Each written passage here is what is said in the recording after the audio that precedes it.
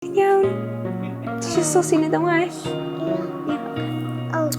Mae'n iawn, di well. Haia, Fflur dwi'n fam ifanc I ddau, dwi'n 23, mae Griff yn 6 mis a Cassie bron yn 2. Nes I ffeindio allan bod fi'n disgwyl rhyw wythnos ar ôl fi orffan arholiadau trydydd blwyddyn coleg fi, oedd o'n sioc.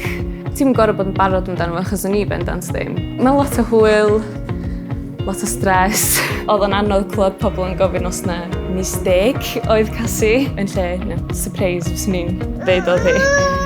Ni'n 14 wythnos I fewn pan o'n i'n graddio, nes I fanegio wsos gym heb neb ffeindio allan bod fi'n disgwyl, mynd ar crol cnau, smalio bod gen I fi urine infection efo fi ar antibiotics. Pawb arall yn mynd am night out ac o'n i'n cael mocktail ag noson cynnar, ond dim ots, mae werth o. Ti'n iawn? Ti'n oce? Dal I fita hwnna. Oedd o reit anodd delio efo ffrindiau fi gyd dal yn byw social lives rili da, disgwyl. Ar ôl gael Cassie'n teimlo'n unig ag weithiau o'n I isio bywyd hen fi'n ôl, ond mae lot gwell cael yr hogan bach yma.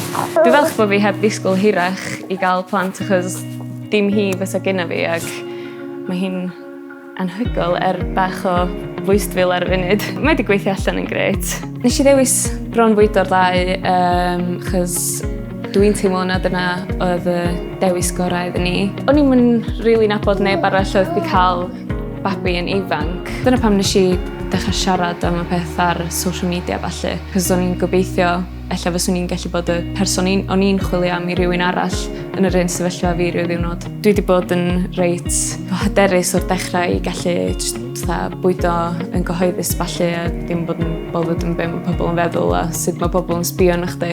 Just rhoi bwyd I babi ydi o, mae un o'r pethau sticio botel mewn I cecan o'n dydi. Dwi'n lwcus ges I ddim trafferthion efo bwydo, ond dwi'n teimlo fatha bod hynna lawr I bod yn ben galad ac yn galad ar yn hun, achos mae ges I mastitis tua wsos ar ôl gen I y ddau yn nhw. Mae mastitis yn infection ti'n gallu gael pan ti'n bronfwydo. Mae'n eitha cyffredin ac oedd hynna yn anodd ac o'n i'n sal ac o'n i'n lot o boen, ond ti'n gorfod just fatha dod drost chydig o hurdles. Da ni 6 mis wan lawr y lein a da ni dal yn bwydo. Dwi'n meddwl gen I fi hawl I alw hynna'n llwyddiant. Mae siarad am bronfwydo ar social media wedi cyflwyno fi lot o bobl sydd mewn sefyllfa tebyg. Dwi'n falch bod fi wedi siarad am y peth mor agorad.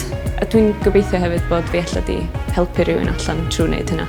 Dwi'n fam wan ac un ddo dwi dal efo hunaniaeth yn hun, mam ydi prif rôl fi a dwi'n eisiau mynd yn ôl I ystod pethau. Ella wneud I deimlo bod chdi'n colli allan y falle, ond dwi ti ddim, achos pam ti ddim efo'r plant, ti'n colli allan ar bod efo'r plant. So, dwi'n meddwl cael plant ydi peth gorau wneith unrhyw berson brofi yn bywydau nhw.